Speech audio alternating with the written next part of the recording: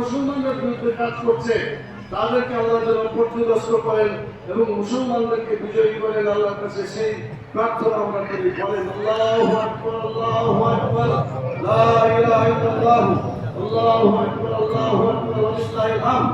রাসূল সাল্লাল্লাহু আলাইহি ওয়াসাল্লাম খুতবার শেষ দিকে বলতেন, ইন্নাল্লাহা ইয়া'মুরু বিল আদলি ওয়াল ইহসান ওয়া ইতা'i যিল কুরবা ওয়া ইয়ানহা আনিল ফাহশাই ওয়াল মুনকার। এর অর্থ হচ্ছে নিশ্চয়ই আল্লাহ তাআলা হুকুম করছেন আমরা যাতে ইনসাফ কায়েম করি, সুবিচার কায়েম করি, ন্যায় বিচার যাতে আমরা করতে পারি।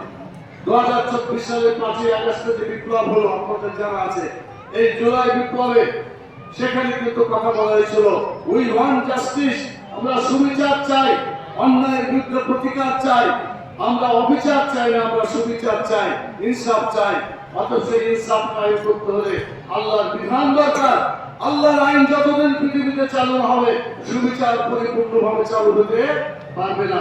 সেজন্য আমরা কোরআনকে অর্থ সহ পড়ব, রাসূল সাল্লাল্লাহু আলাইহি ওয়াসাল্লামের হাদিসকে অর্থ সহ পড়ে আমরা যাতে মুহাম্মদ রাসূলুল্লাহ সাল্লাল্লাহু আলাইহি ওয়াসাল্লাম যেভাবে ইসলামী রাষ্ট্র কায়েম করেছিলেন মদিনায়, বাংলাদেশকে আমরা ইসলামী রাষ্ট্র হিসাবে কায়েম করার জন্য চেষ্টা চালিয়ে যেতে হবে।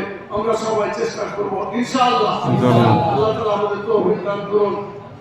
اللهم صل على محمد وعلى ال محمد كما صليت على ابراهيم وعلى ال ابراهيم انك حميد مجيد.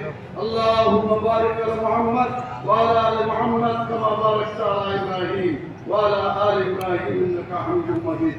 আপনারা যেভাবে এসেছেন